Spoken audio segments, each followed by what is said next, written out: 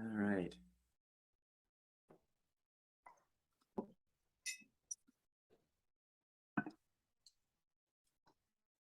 I guess that's the blessing if you get to live long enough, right? Indeed. Yeah, April's dad has great grandkids. I can't even keep track, Andy. I can't even. Oh my gosh. That's amazing. Yeah. Yeah. We just celebrated his 90th birthday and we had them all here. A bunch of them were here. It was fun. It really was. Yeah. Yeah. What's he got? 5 great grandbabies and 3 great grandsons. Well, you know better than me because Yeah. I can't. I honestly, I can't even keep up with it. Yeah. So that's crazy. Did you live that long to have that many generations? It really is. Hey, James. How are you, good pastor? I'm good. How are you doing? Outstanding. Good. Nice to see you. Looking relaxed. I'm excited. You're looking relaxed. Yeah, the end of the day. Yeah. It's nice. Well, my idea behind this was to try to find a way to help people be in the Word without having to make that trip, and there's a lot of comfort being in your own home doing it. So, hey, Dave. Howdy. Friends, I should also let you know we are going international. Russell is from Bangladesh right now. Oh, wow. And he's up at 5 a.m. Yes, 5 a.m. in Bangladesh. Yeah, I just wake up from the bed and you can see my eyes is like sleepy, but I'm fine here. And You'll be all my right. heart is yeah. Good. It's good to see you. And Pat's got palm trees going. Oh, it's beautiful. It's better than what's really behind me. Okay, I gotcha. Actually, my room is clean. I could actually show it to you, but most of the time I blur this out because of my junk all over the place. It looks sterile. Yeah, it does. Like I'm in a studio.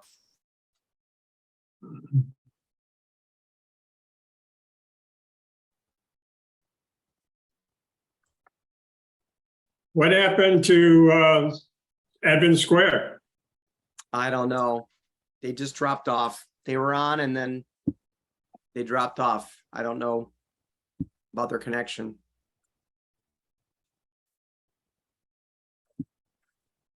Well, maybe it's past their bedtime.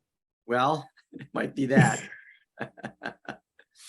I'm afraid when they have technical difficulties, they kind of have to throw their hands up. I don't think they really have anybody that knows more. I was glad to see them try. Where's Peggy when you need her? Yeah, I know.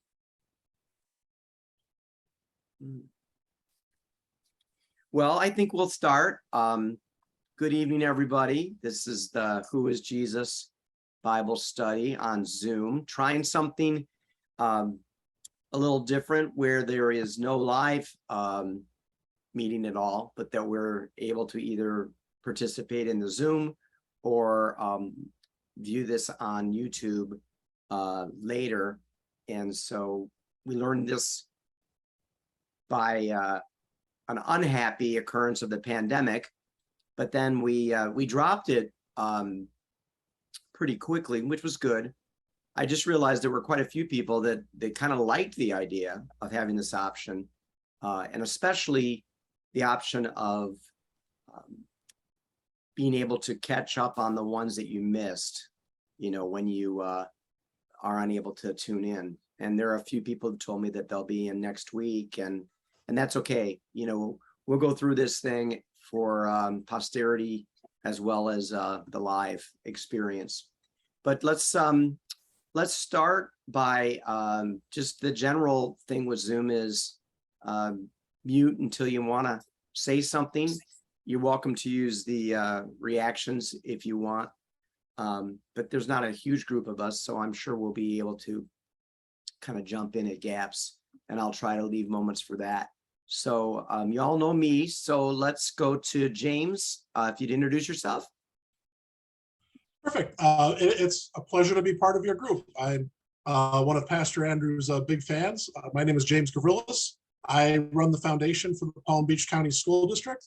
And once upon a time, many years ago, I was a Greek Orthodox priest right down the street at St. Mark. And had the honor to actually have met Yaroslav Pelikan on a couple of occasions. So I'm very excited for this. Deals.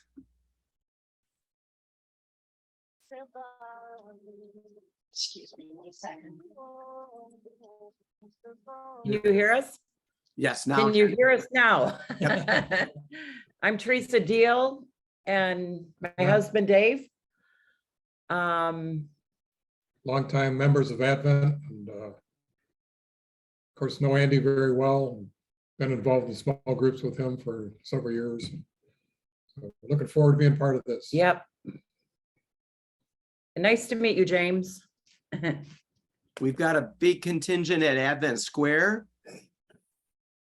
You guys want to wave at the camera? So, Talk. all right. Hi, Russell. And Linda Hi, Breyer. Sister Linda. Good to see you. Linda, you want to tell us a little about yourself? My name is Linda Breyer. I have been at Advent for, I just figured this out the other day, 31 years. And I'm still there. I don't have any plans to change. I tutor people online and as second language learners. And so wonderful, so fun. And I am on the condo board. That's like being on it's like being in a play. It's great. And I kind of just do what I can to keep myself busy. And Linda so graciously is tutoring Russell's wife, Bona, in English. Russell, you want to say hello? I did. Hello. Yeah, we said hello. We're going to talk at 8 o'clock tomorrow morning. That's enough time. Yes. Yeah. Russell's Thank you. starting a church in Bangladesh. It's a 90% Muslim majority, but he's getting started after years of being a Christian. And I told him about this course, and he said he'd like to add this to his seminary training. So, Yeah. April and Dave, you want to say hello and anything about yourselves? Good evening, April Gascoigne, and Hi, I'm Dave. we have been, well, Dave longer with Advent than myself, but have enjoyed the fellowship, and I'm really looking forward to today's, Bible study. So, our first one. Nice. And it says Lorraine, but it's Pat Zimmerman. Pat, you want to say hello? Hi there. Lorraine is at the Women's Bible Study. That's why she's not here. All right. Timing is Yes. She will watch it again on YouTube later. All So I have to behave myself. Okay. So as we get started, wanted to begin with Matthew 16. And if you have your Bibles with you, you're welcome to turn to them. I'll share the screen as well so that you can see what I'm speaking of.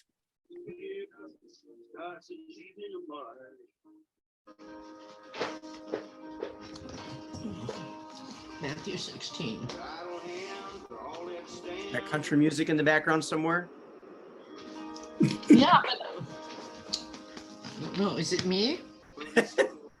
Probably. All right, let's pray. Gracious God, we ask you to help us with just one thing, Lord, to come up with a life-affirming, eternal answer to the question, who is Jesus? It's the biggest question for us to answer, will make the most difference in our lives. And as we will find, it's an answer that keeps evolving, adapting, and changing as our lives change, as our culture changes, but he is forever and ever the same. And we pray that you would help us to enjoy this time, seeing Jesus as the diamond that you can look at from all sorts of directions and get all sorts of beautiful perspectives that will bless our lives. In Jesus' name we pray. Amen. So Jesus asked his disciples a question near the end of his ministry, according to Matthew's gospel, chapter 16. When Jesus came to the region of Caesarea Philippi, he asked his disciples, "Who do people say the Son of Man is?" They replied, "Some say John the Baptist, others say Elijah, and still others Jeremiah or one of the prophets." "But what about you?" Jesus asked.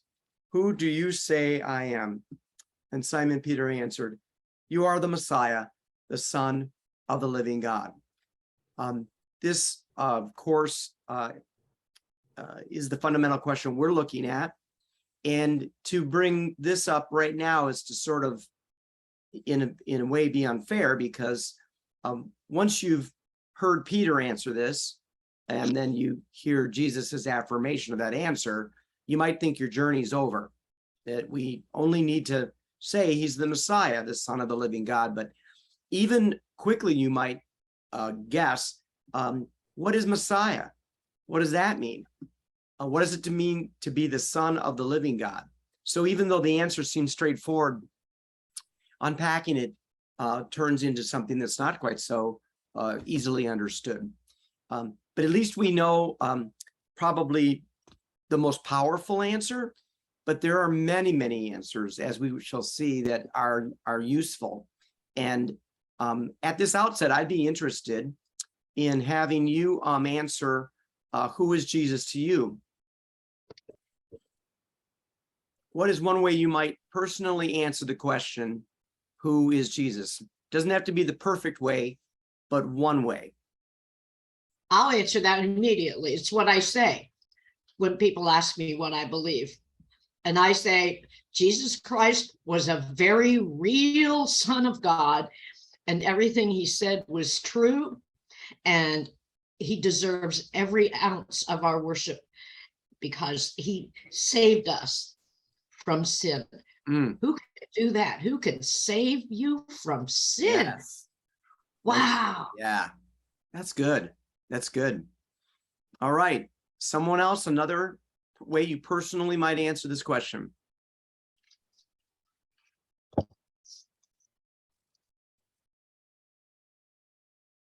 Don't be shy. Come on, guys. Jesus Christ, who is 100% Son of God and 100% man, 100% God. Ah, okay.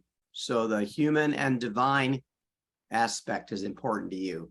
Yes. Great answer. Excellent. Other answers?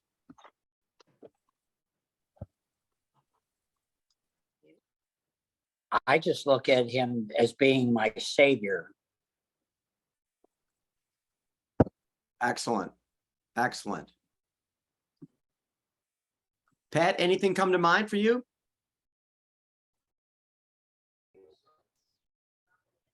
Oh, you're on mute, Pat. There you go. There it is.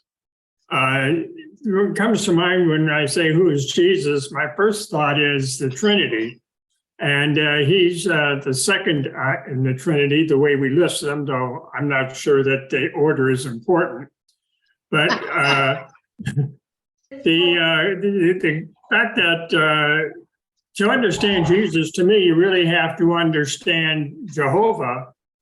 And then in order to understand the Holy Spirit, you have to understand Jesus. So he's just kind of in the middle of everything from the beginning right up to me. He is what he says he is. Yeah. And I accept that.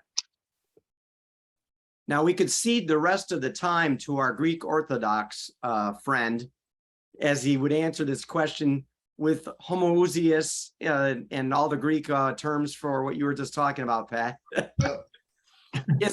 As a favorite go-to when you're feeling like Manchester United is going to lose the game, what do you think about Jesus?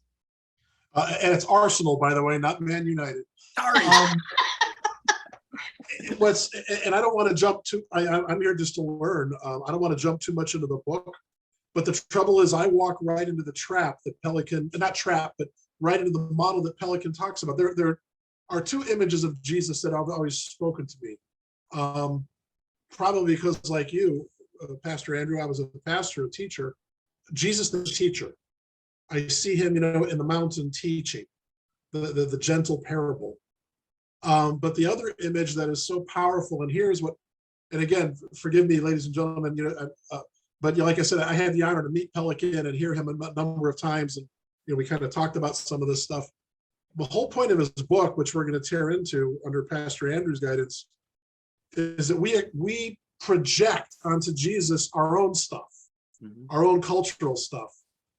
And as a Greek Orthodox, former priest, aside from Jesus the teacher, I see Jesus the priest, offering the sacrifice at the liturgy, which is himself, which is ridiculous because, of course, we know Jesus did not wear vestments and serve as a priest. So, it's me sort of projecting my liturgical vision of the world onto him.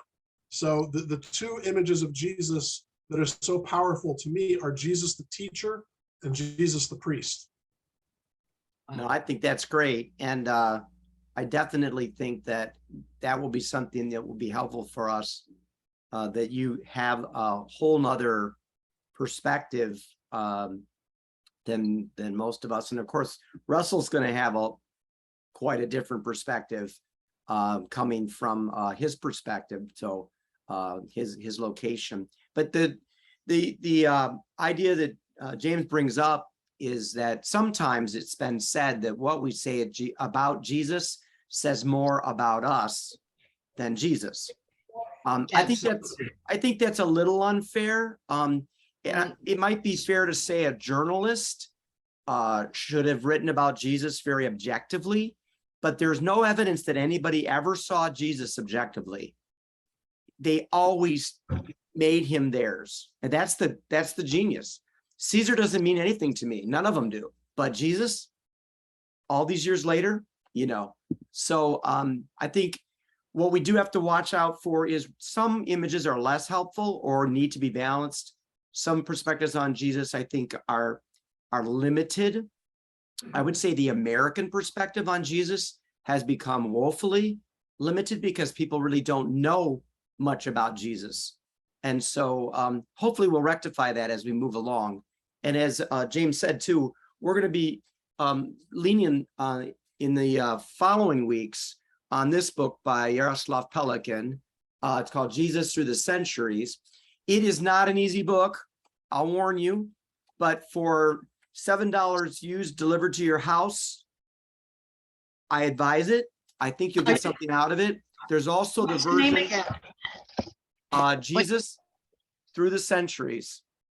Jesus Through the Centuries. The author's name is Pelikan, Pelikan. Used. There's no reason to buy it new. It's Amazon's got 1 million used copies. The other is the illuminated Jesus Through the Centuries. Personally, I've ordered it. I haven't received it yet. I would suggest that for most of you because it's chock full of artwork of Jesus Through the Centuries. So the illuminated, ILLUMINATED, might be a better shot for you. But don't worry, you don't have to get it, but we will be referring to some of the ideas of it. So good answers, of course. We can obviously say there have been plenty that have added just any kind of quick survey: Lord of all, Lamb of God, Mighty One, Alpha Omega, King of Kings, Lord of Lords. Good Shepherd's one of my favorite. That was my first church. Word of God, Wonderful Counselor, Messiah, Lion of Judah. There's plenty to choose from. And as far as images, we also have plenty to choose from. I'm not sure if the upper left corner one is familiar to you, but this is actually an Instagram Jesus took of himself. 2,000 years ago, and it's just finally been posted.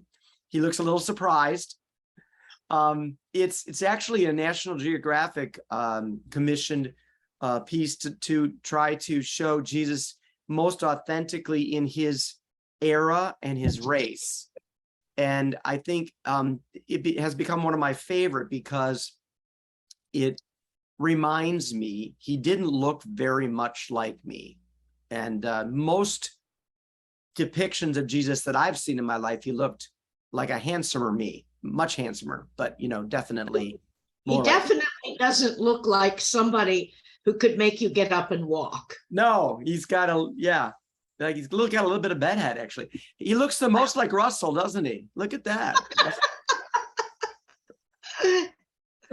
Then we've got on the right the Pantocrator. This would be better known by James, an icon, and the Lord of all creation. He graduated from a carpenter's son in Nazareth into the Middle Ages as a Lord of all, and this is a relatively standard, I think, iconography of Jesus. Not too cheerful, but definitely powerful.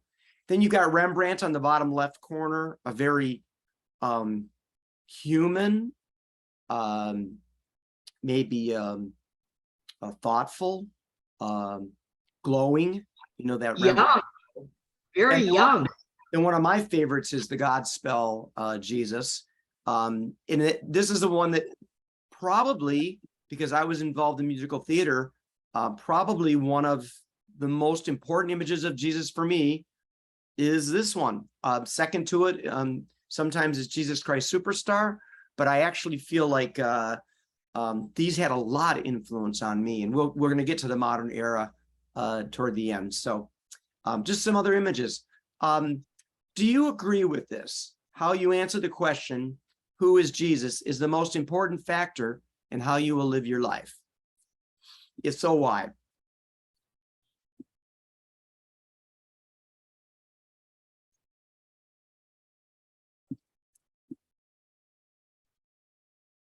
Have you heard it phrased that way?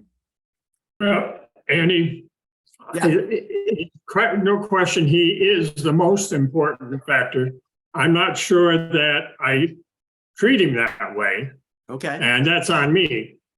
And that's why I'm here, to try to figure out how to do that better. Good. Excellent.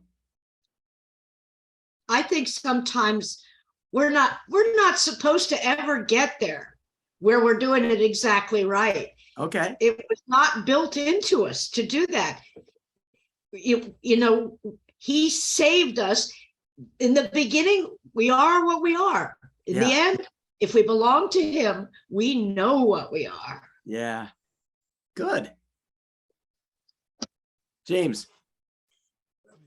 I want to go back to, I think you very wisely started with the dialogue with Peter back in Matthew 16. And I think the question isn't so much who is Jesus. I like the way, how nice of you to like the way Jesus did it. I like the way Jesus did it with Peter. Who do men say that I am? Who do you say that I am? Yeah. Mm-hmm. And so, the question you have on our screen, who is Jesus? I think we almost have to break it down. What does the world say about Jesus? Who do men say that he is? But then deep down, who do we say that he is? That's right. And then the question is, are we in fact following that Jesus, the one that we think he is? Because if we're just following a world's view of him, we're not getting anywhere. Right. Oh, good. And again, I'll go to the point of good intentioned people who have a fairly poorly formed answer to the question. They simply, and I'm around them all the time, they simply can't say much about him. And that always is, for me, a litmus test on how much he's a part of their life. Because if they can't say much about him, then you really can't be much a part of their life.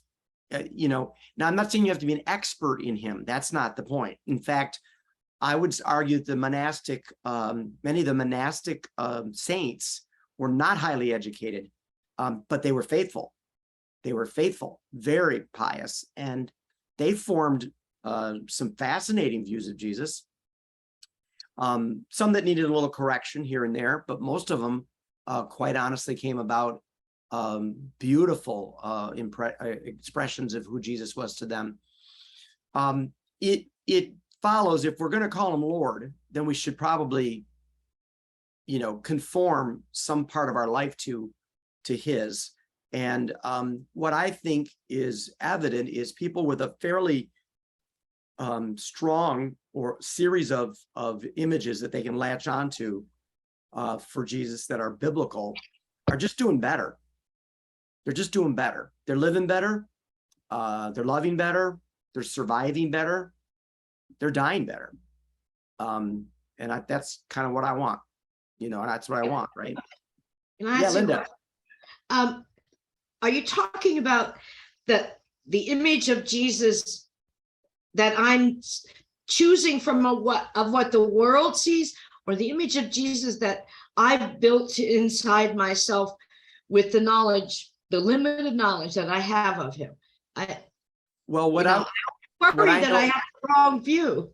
what I imagine with you is that you will answer this question with a longer answer 8 weeks from now, and hopefully that will enrich, because a mosaic is exactly the way I see Jesus, that there are so many answers to this question that through the centuries people have found valuable. Some have been discarded, some should be re-examined, but I think you will find that what you already have is affirmed and enriched with more. Yeah, James. Yeah, and I promise I'll shut up. I'm here more to learn. That's right. But to the Linda's question, I don't think there is a wrong answer. I'm going to be very open and vulnerable here. So, Pastor Andrew, whatever you do, don't put this out on the internet, because the Greek Orthodox Church would demand I handed my membership card. Oh wow, this is hard to say. That you had that beautiful picture of the Pantocrator, the sort of the Byzantine Christ. And listen, I designed the interior of St. Mark, and we have that icon is in the dome looking down over the church, and it's very powerful. And I don't relate to that, because I'm not a Byzantine and I've never had a king. I mean, other than King Charles, I don't really know what a king does. And again, my good, please protect me, people, and don't ever tell your Greek Orthodox friends that I said this. I actually relate more to the Jesus of St. Francis. As Pastor Andrew knows, I used to run Boga Helping Hands. I'm very involved in homeless programs and feeding the poor.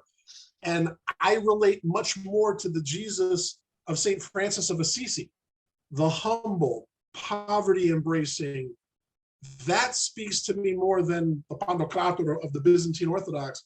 But neither one is right or wrong. There is no wrong. I'm just, every culture kind of creates Jesus in their image. And there's a lot in the Greek Orthodox culture that I just don't relate to. I've never had an emperor. I wouldn't know what to do if an emperor walked in the room. I watched the funeral of the queen. I don't know what a queen does. I don't know what a king does. I know what people who serve the poor do. And so, a long response to the earlier statement, I don't think there's a wrong answer. The question is, which of these images of Jesus speaks to us? And more importantly, what does it inspire us to do? Mm-hmm. Yeah, the feeling that Yaroslav Pelikan has for St. Francis is so significant that he gives him a chapter alone, which if you look at this book, he runs through history awful fast, but he gives a whole chapter to Francis, which has caused me to spend the week watching Brother Sun and Sister Moon and things like that, because I remember a little bit about that, the hippie Jesus of the Middle Ages. But anyway, I think that's excellent. And I do want to say that we find that this is not one answer, but a lifetime journey of faith. Linda, you said that right away. John 21, Jesus did many other things as well. If every one of them were written down, I suppose that even the whole world would not have room for the books that would be written. If we do believe, as Pat said earlier, that Jesus is part of the Godhead of the Trinity, of course, we'll never completely capture Jesus's full image.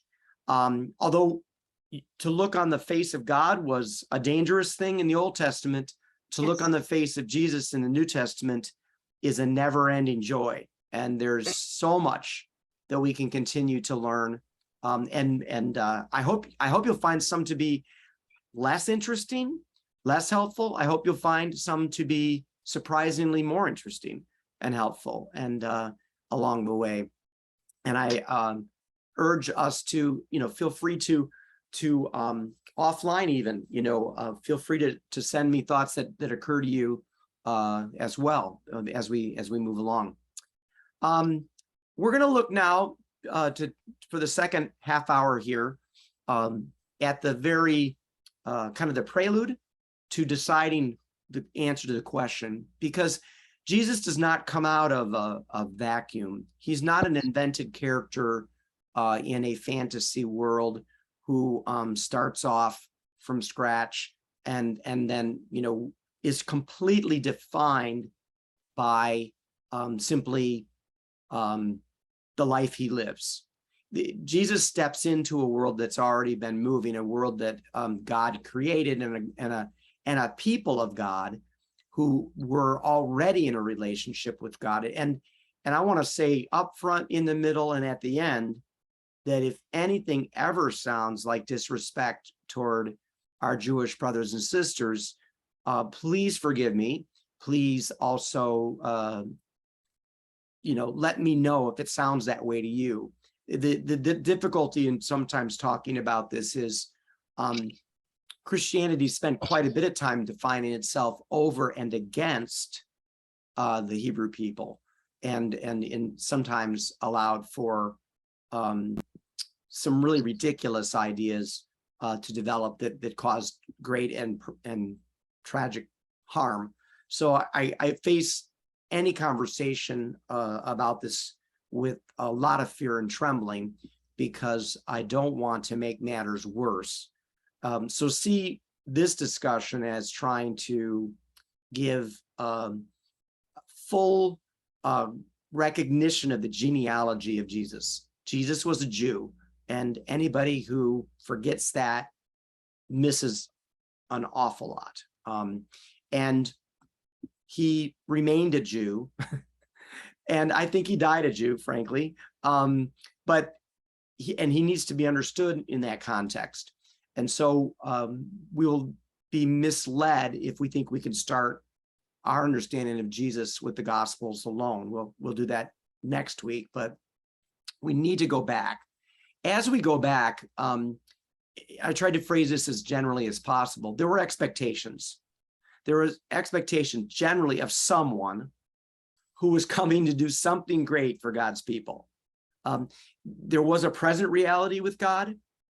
People experienced God in a present way, but there was also a sense of something more yet to come, a kind of hope. Most often the hope was simply for God, Yahweh, that would come in many ways, generally speaking, in supernatural movements of power and blessing. I would say something to point out is, as Jesus asked the question, "Who do you say I am?"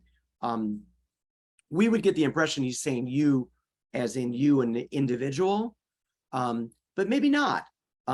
He might have been saying to all the disciples. Peter might have spoken up, but he may have spoken to all of them. Who do you collectively say that I am? And that would come from his Jewish heritage too, because God didn't really just speak to individuals and ask individuals to have impressions of him. God spoke to a people. He's always speaking to a whole community of faith. And so this expectation wasn't an expectation for my personal Jesus to do something for me. That's a very American concept, but rather our God who created and claimed us, what will our God do for us as God's people? And you'll see how that shifts as culture shifts and the Western influence on culture becomes more and more individualistic. But up until then, and James, I'm sure you've probably been much more aware of how communal it is to be in your tradition as opposed to general American traditions, right? Very much so. I think that's when you talk about the vision the Orthodox have of the church. You cannot conceive of an individual outside of the church. Right. Communion. That's one of the differences I'd say between East and West. In the West, communion is more sort of a personal act of communion with God. In the East, the communion is an act of communion with the entire church. Mhm. It's manifesting the kingdom of God on earth. Mm.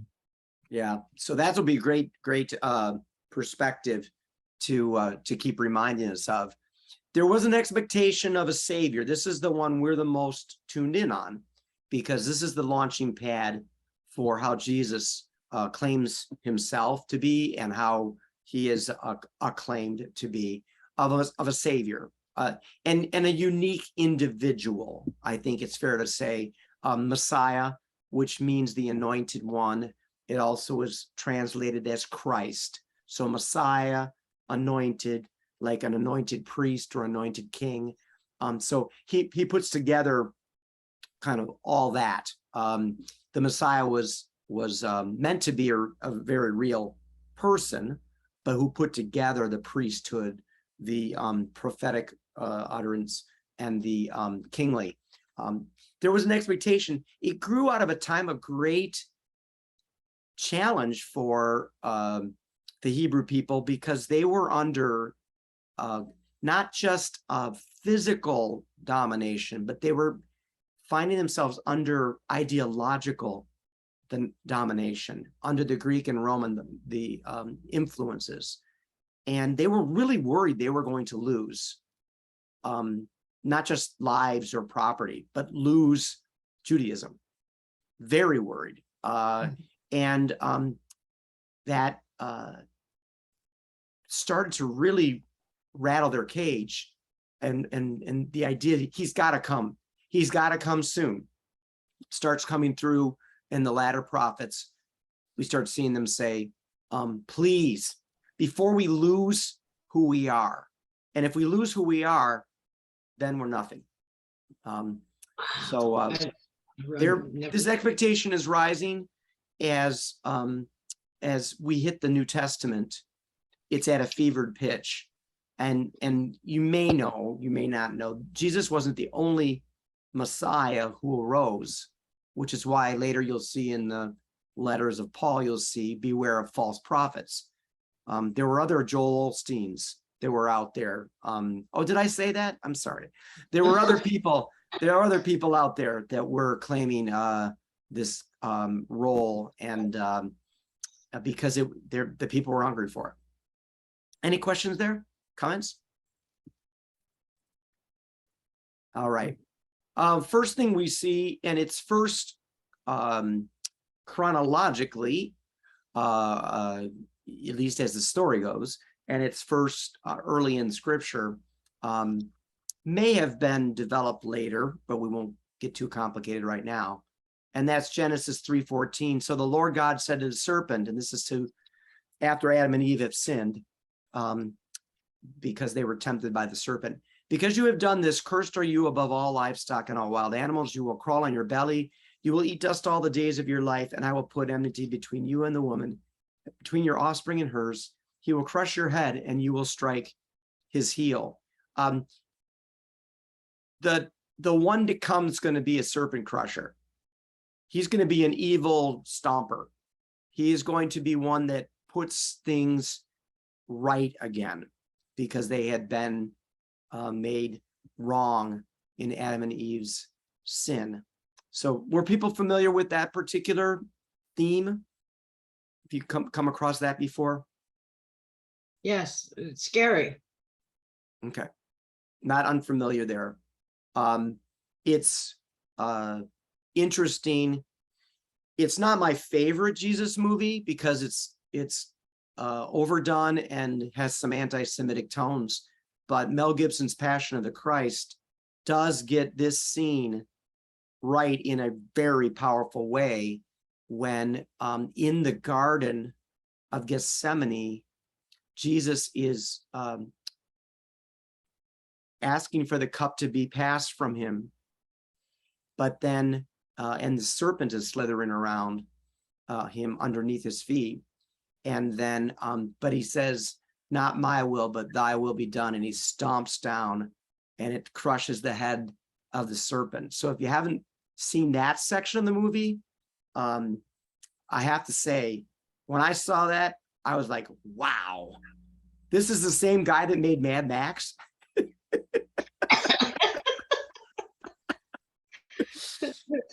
Unfortunately, some of the rest of the movie has got problems, but that's a very, very cool moment. It's a great visual. I Yeah. mean, yeah.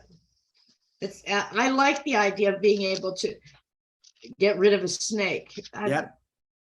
And he's the one that's going to come to do it. So we say expectation. There's an expectation that someone's going to come and set things right. And this is the story kind of promises that. Then we have the perfect sacrifice that comes up. This is Isaac, the long-awaited son of Abraham, the one that's supposed to help keep the promise of Abraham and Sarah having the nation, as many as stars in heaven or sands on the shore.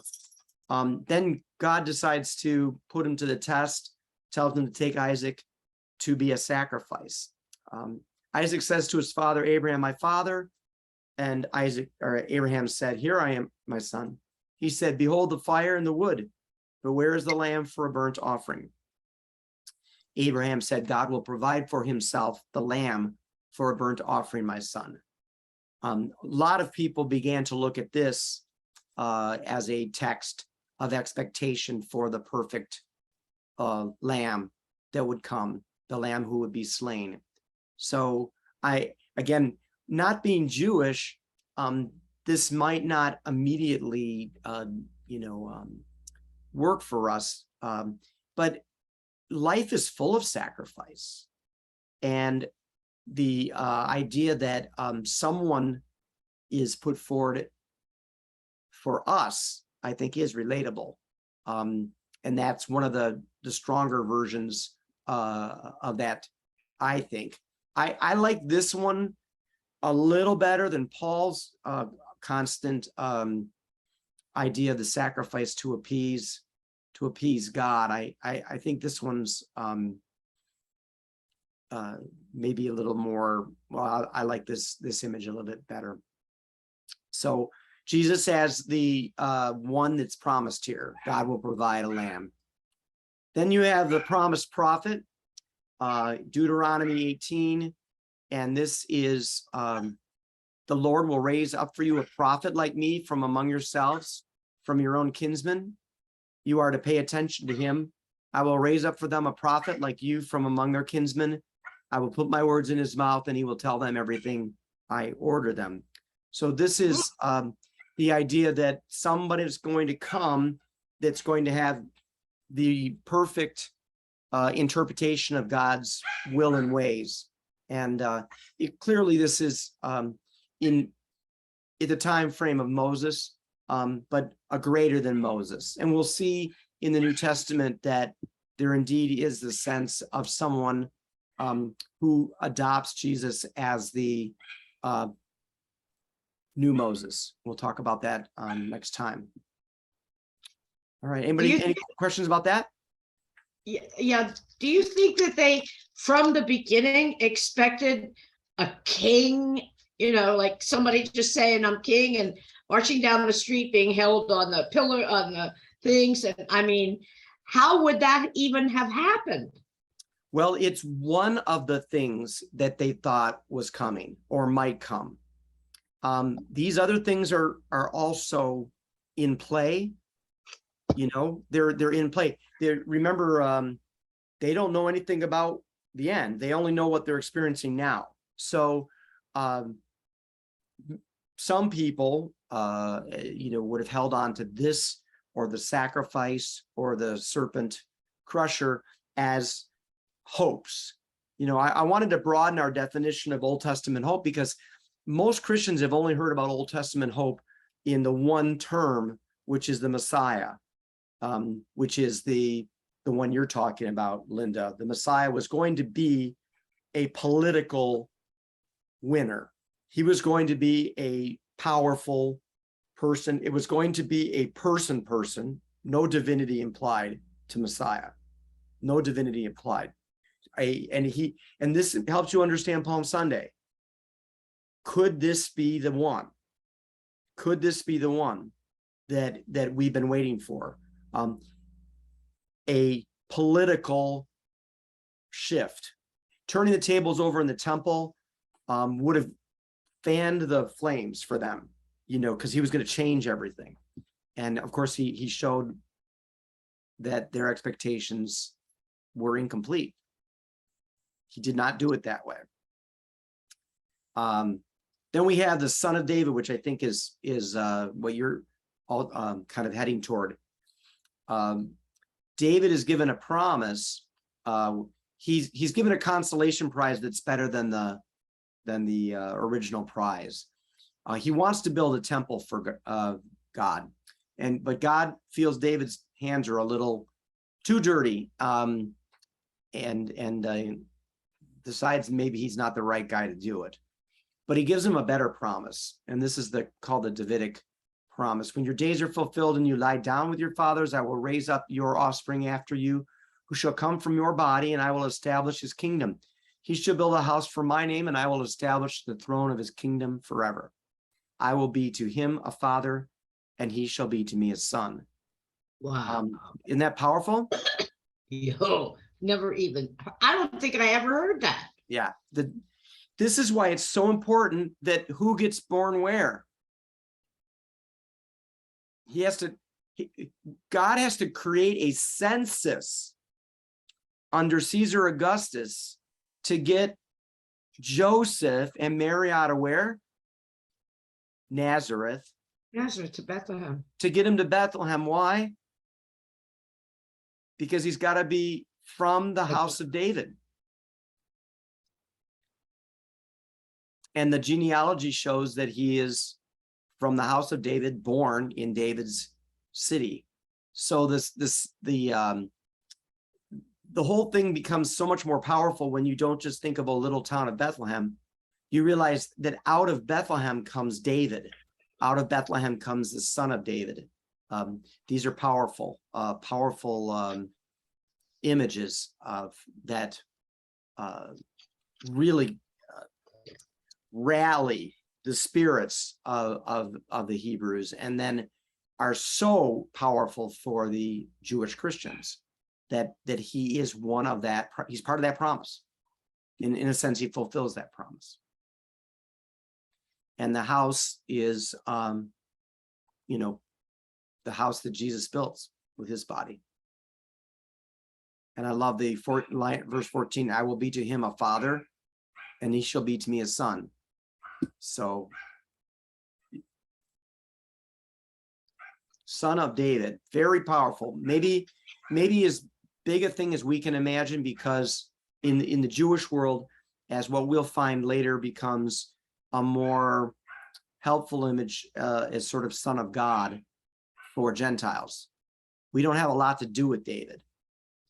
We don't feel that kinship that the Jews would. But Son of God becomes maybe our more important moniker. Then we have Isaiah. And I think a lot of us are familiar with the prophets being used, various verses or segments of their writings. They are now experiencing a great longing for a savior, a deliverer, for someone to get them out. Why is that happening? Why are the prophets so hungry for that? What's going on during the times of the prophets? It's persecution. Was there persecution? Persecution, definitely toward the end, especially, but before they were persecuted, what happened to Israel, Northern Kingdom? What happened to Southern Kingdom? Oh, You're- yeah. You remember, anybody familiar with that?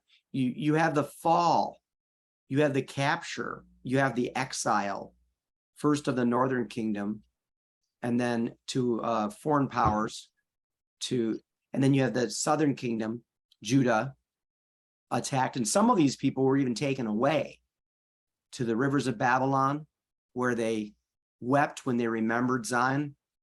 So this time period, you need hope, baby. You know, your country's being ravaged. Your family's being taken away. Your kids are growing up in a foreign land. The experience is just dreadful. And what's more, the prophets tell you it's your fault. Oh, yeah. And why did they say it's your fault? You weren't faithful. You weren't faithful. You were not, you did not trust me. Good enough. So this is an Old Testament idea. Of course, everything has to happen from God. So good and bad and indifferent. And if we're in exile, it's because we deserve it. So this is Dave and I are on a second year of Old Testament studies on Thursday mornings of Joshua.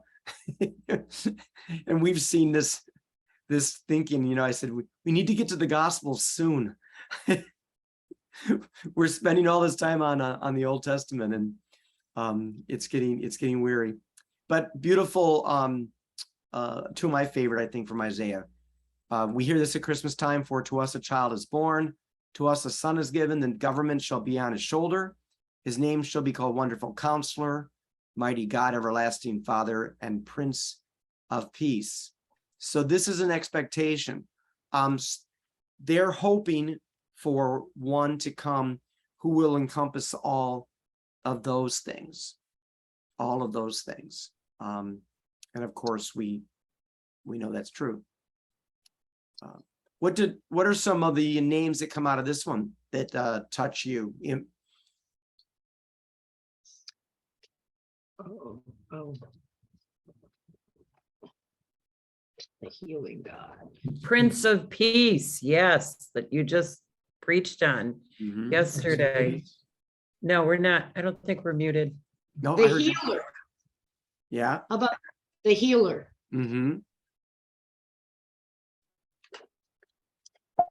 Russell, which one of the terms about Jesus in that chapter 9 are a blessing for you? Everlasting Father. Ah. Yeah. Good. You know, it's interesting that this was written 2,500 years before it happened. Right. Yeah. Yeah. Wow. Yeah. The expectations there. In Isaiah's case, there's a glorious expectation. But interesting too, in chapter 53, we have a more tragic one. This hope for a person who's going to come is going to be pierced for our transgressions, crushed for our sin, iniquities. The chastisement that was on him brings us peace. By his stripes we are healed. And all we like sheep have gone astray. We have turned every one to his own way. And the Lord has laid on him the iniquity of us all. The Lord has put on his shoulders. So this is where we start to look at how Jesus becomes what we call a substitution for us on the cross. All the things that he goes through, we don't have to. We don't have to go through those for our sin. He has gone through those for our sin. So all of these are names and images of Jesus: Wonderful Counselor, Child, Son, The government on his shoulder, some kind of governor, mighty Governor. God. So that is a pretty big britches there. Everlasting Father, Prince of Peace, the one who's pierced, crushed, chastised. In some times in history, chapter 9 might resonate more. Kind of these glorious images. In some, in chapter 53 might resonate, where there has been suffering, where there has been a sense of the need for someone to bear our wounds like Jesus does. So those are Isaiah's. Daniel has one called a Son of Man. You can read a lot about this title. One thing you can say pretty certainly is that if Jesus didn't mean to say he was the Son of Man,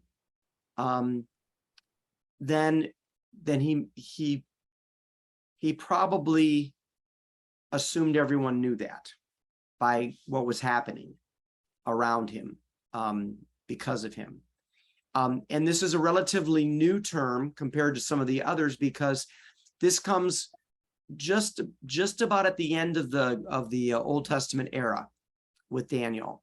And this is where the persecution is fierce with the Hellenistic culture that has charge of Israel, and they're really pressing them to become Gentiles in all sorts of ways. And so this idea that there's going to be a coming, an arrival, and the term Son of Man, and it's a very, for those of you who read Revelation, you'll feel the same language again. Revelation and Daniel have a lot of the same way of speaking about the future and about out of this difficult time of tribulation. So the Son of Man may have been Jesus's one of his most identifiable, that he clearly saw himself in this role. Linda? No, nothing. Sorry. Take a pause. Does anybody have any questions about any of these? We have the servant crusher, perfect sacrifice, prophet, son of David, child, we call it the suffering servant, then the Son of Man. Yeah, go ahead, Pat. Oh, I just wanted to say that I'm still impressed with this 2,500-year passage of time, because these words were written, and every single generation from then up to our generation is still waiting for these things to happen. Mm-hmm. Some of them. Mm-hmm. Yeah, we have an old faith. We really do. It's quite remarkable how old and how continuous it is. It's I guess a singular testimony to it that our faith has moved this great span of time. Anything you want to add, James, to those images from the Old Testament? No, the Ancient of Days is one that's always confused me. I wish I knew what he meant, but I like the image of it. Yeah, I think a lot of people would like to know what Daniel meant, and a lot of people would like to know what he was smoking. It's I'm sorry. But I tell you, I don't have all the education in apocalyptic literature. This is called apocalyptic literature, but I do get this sense that in really difficult times, big, scary, incredible dreams and images come to play. And I think the the idea that, that Daniel is in the end, in these scary kind of scenarios, actually pointing to hope. Do you think there's a possibility that those images speak even maybe more powerfully than, like my favorite, poor St. Francis, to the culture today? Because we're kind of in a scary culture today. There's a lot of, we just came through another natural disaster. There's war, rumors of wars. I think people are unsettled. I think many Christians think something's coming and it's coming soon. And I think part of that apocalyptic vision of God is that we want somebody to come make it better. We want something powerful to come take away all this yucky stuff. Yes. And do you think in our hearts and in our congregations today, there's a little bit of that? Well, some of the most best-selling books in history were the Left Behind series. And for evangelical Christians fearing the 60s and the 70s and 80s, those books, came out at a time for them that was really powerful. I think where we might be less apocalyptic, unfortunately, I think, is that we're less literate now. We can't turn to these images because our people don't know any of them. They can't get encouraged by their roots because they don't know their roots. So it's a very Really good point. we might need it, but we don't have the language to put it into. What would be a substitute in the secular world for a significant hope? I mean, politicians sometimes, maybe that would explain. Would it be medicine, the miracles of medicine coming through? Anything. I think it would be more, I hate to even think this, but especially the way the apocalyptic literature looked at God as the warrior. I think maybe not so much in America, thank God we have the Constitution, because I think in most cities of the world or most countries, at this point, the army would have moved in and taken over. Yes. I think that expectation of a military ruler. That may be a bit of the rise of some of those fortunes of those people in politics today. We're watching what's going to happen in Brazil right now, for example. Fear of what's happening will lead to looking for a stronger, what we perceive as a stronger leader. And so the way we look at Jesus, again, we'll say a lot about where we're at. And I think this shows you, this is not the same image as Isaiah, who saw that suffering was the path to redemption. Now we're moving into somebody who's going to come and, kick booty and take names later. So we have, let's see here, the question of the Messiah as a overall question. And this is the one that we're the most familiar with probably using. Did Jesus think of himself, or were people readily thinking of him as the Messiah? And he says, how foolish you are. Oh, he's on the road with the two men to Emmaus who have left Jerusalem. They have heard that Jesus died. They've heard that he was raised, but I don't think they're sure. So they're kind of dejected, and this man comes to walk with them, turns out to be Jesus. But what I think is powerful here, how foolish you are and how slow to believe all that the prophets have spoken. So what we just said, you didn't you see me in all of this? When I came along, did I not ring any bells? You've been waiting a long time, Santa Claus came to town here, so why didn't you get this? But what he does is really important because he says, did not the Messiah have to suffer these things and then enter his glory? And the answer might have been no. We didn't think of the Messiah that way.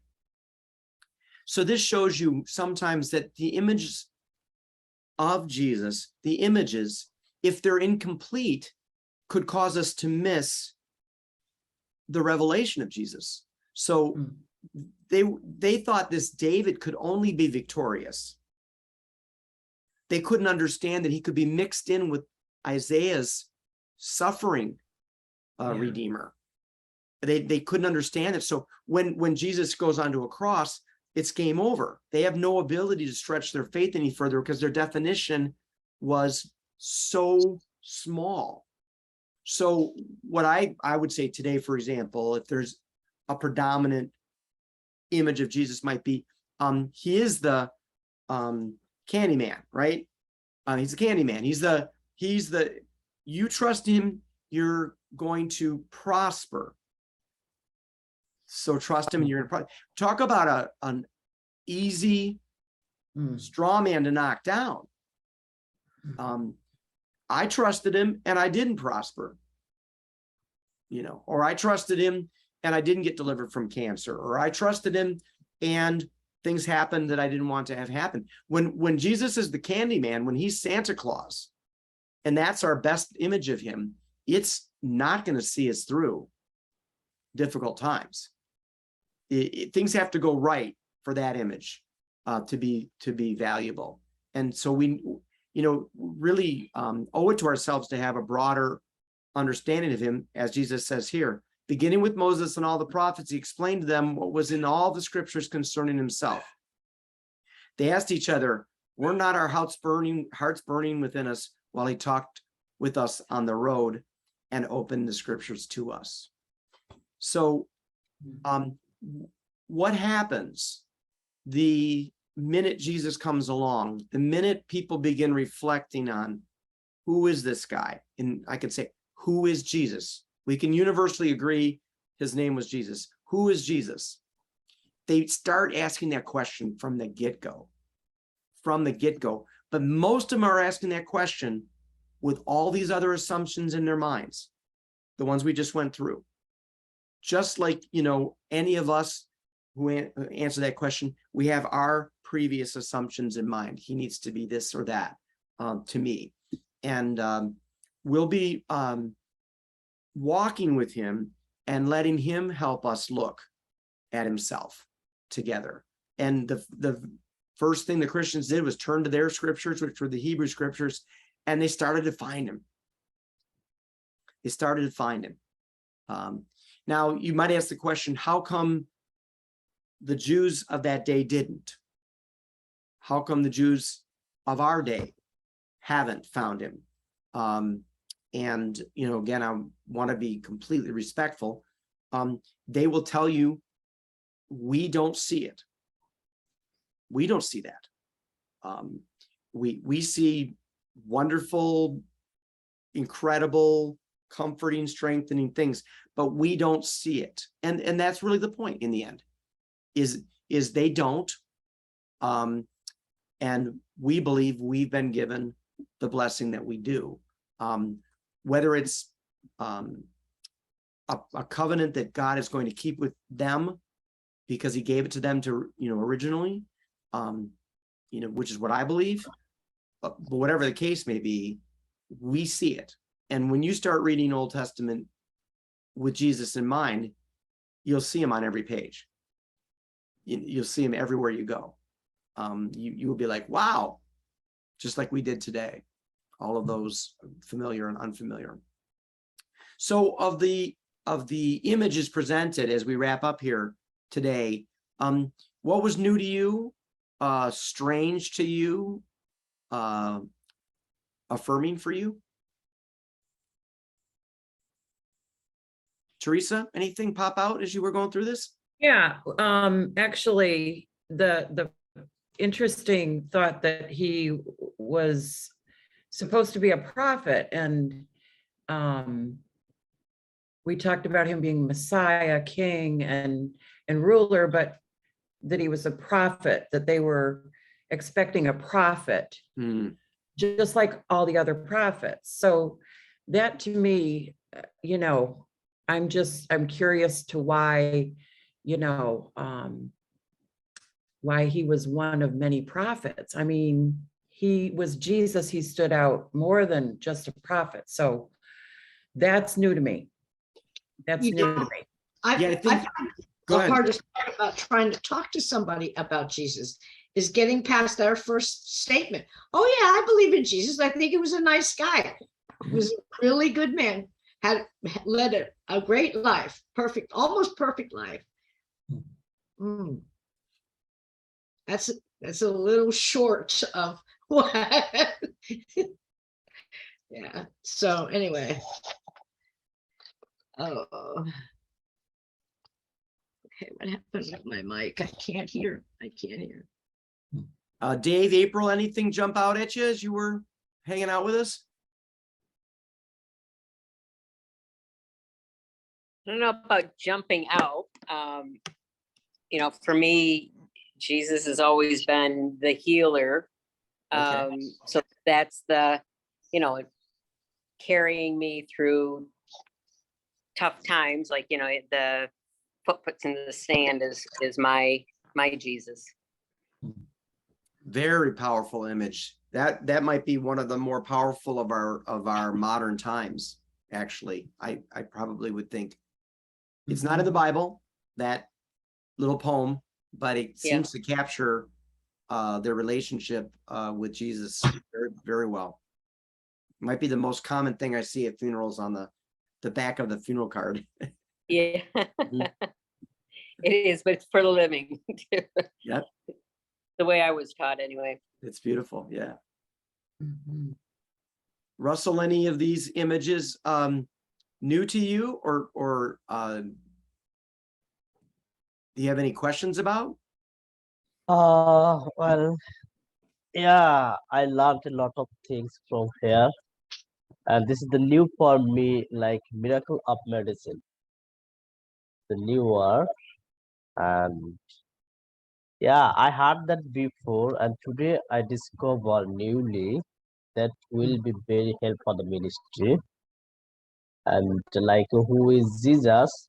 And I discovered like this few view like this.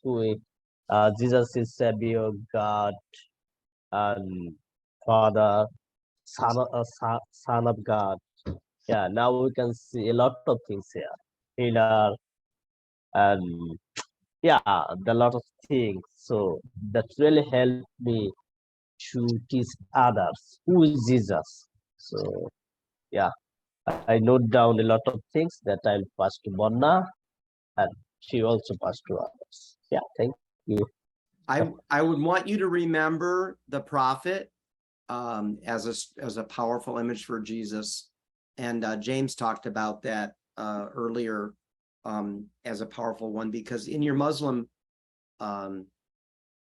country, the role of prophets in the Quran, in their history, is powerful. And Jesus actually has a place in the Quran and in Muslim tradition as a prophet. So when you can talk to people, and we've talked about this before, you don't have to start from scratch like you would in India. There's no real easy place to start in India, because of Hinduism being so unbelievably different. But you definitely can start with him as a prophet and actually have not debates, but conversations about Jesus as a prophet and what he says compared to other prophets. It's a fair place to start because of Bangladesh is a more moderate form of Islam. So they actually were very kind to me, the Muslim people and the Muslim leaders. They wanted selfies with me. Yeah. So My Indian friend refers to a Guruji. okay. She has, I don't know what that is. Yeah, that's right. That would be like your spiritual leader, right? A Oh, guru. okay, So like a rabbi, maybe for her. And okay. Jesus. Yeah. Any of these, Pat, for you, any of these Well, we were going back through the Isaiah and Samuel's, and you're talking about the prophecy of Jesus. And the topic of our conversation here is who is Jesus, raises the question of who was Jesus before he became Jesus. Hmm. you'll Mm. get a little of that in next week's talk as we start to see further reflection on Jesus, and especially in John's gospel. Hmm. James, anything from your perspective that you want to hold on to from our roots? No, I love the last question before we can answer who is. We do have to wrestle with who was. That's a great question. Thank you. Yeah. Good. Well, I wish you all a great evening, rest of the evening. And I hope that you'll ponder some of these. I'll make the PowerPoint available. I'll send it out to you all so you can, have that as a reference. And then this will be saved for later viewing too. James? Well, Thanks, Sandy. Thank you for doing this. this is wonderful. Just one question, I think, a direct question, Pastor, for you. Going back to my image of Jesus the priest, which again, we know he didn't wear vestments and do a liturgy, but yet there's that whole thou art a priest forever after the order of Melchizedek and the priestly ministry. I would be thrilled to just shut up and listen to you as a Lutheran pastor. How do you see the priestly ministry of Jesus? Clearly through the Orthodox glasses, it's, the sacrifice and standing, and not only is he offering the sacrifice, he is the sacrifice, that whole thing that we love to get very poetic about. You're probably one of the more liturgical pastors that I've ever encountered. You have a very, very strong sense of communion, Eucharist, liturgy. But I would be intrigued as to how most Lutherans perceive the priestly ministry of Jesus and what that's all about. Yeah, in a nutshell, as Martin Luther wanted to reform what the Catholic Church, he had issues with quite a few things along the way, and one was the priesthood. And I think he made a really a genius move in his concept of the priesthood of all believers, that all have immediate access, because now the sacrifice has been made, so all have access. There is no intermediary, and the power, of course, that he is the sacrifice, and the only one who could have made that sacrifice. It's definitely it puts my particular role into a different context, because what we are doing is not in our tradition understood as very priestly. My job is to encourage the priesthood that's out in the congregation. They're the priesthood. And That's right.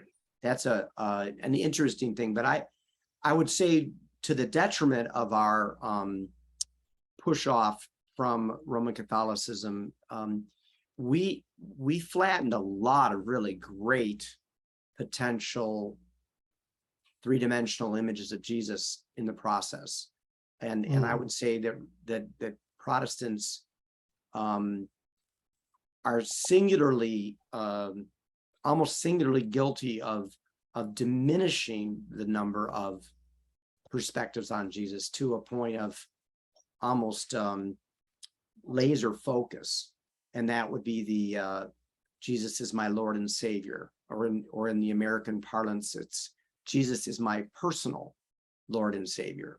And I feel like it's time for us to say yes, and there's more. Yes, and there's more, and what else?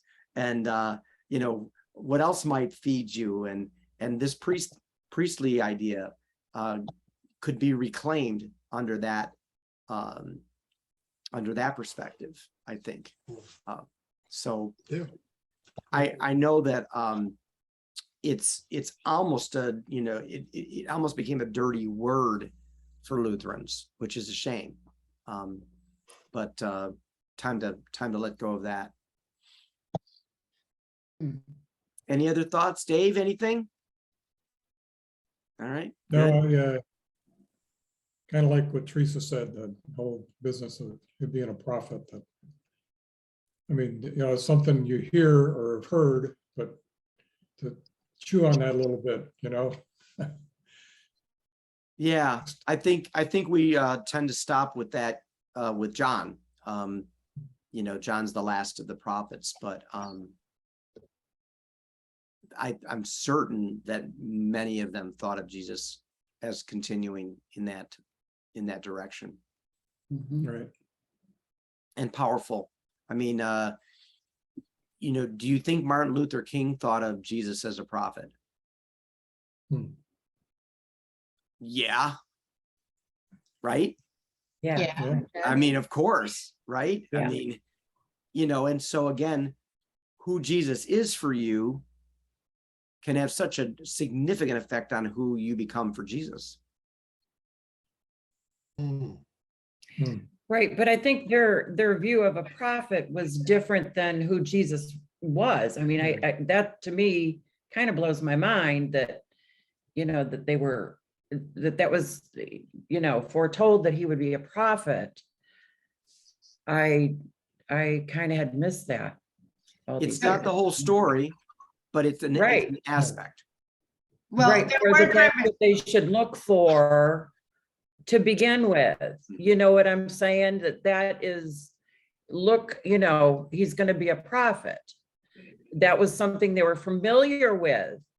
Like we were speaking about other religions. See, I don't have that background. I've got the Catholic background where it was the priest, So the prophet was an interesting view of who, Jesus, what they would be looking for. Definitely. All right. Well, God bless you all. I hope that we get a chance to get together next week as we look at Jesus in the perspective of Matthew, Mark, Luke, and John, the Fab Four, we like to call them. And you'd be surprised, I think, at what they pick up on, and hopefully they'll add to our blessing of perspectives on Jesus. God bless you all. Have a good night. Thank you. Thank you. Brother, Thanks. God See you, bless you. everybody. See you next week. And bye-bye. Bye-bye. But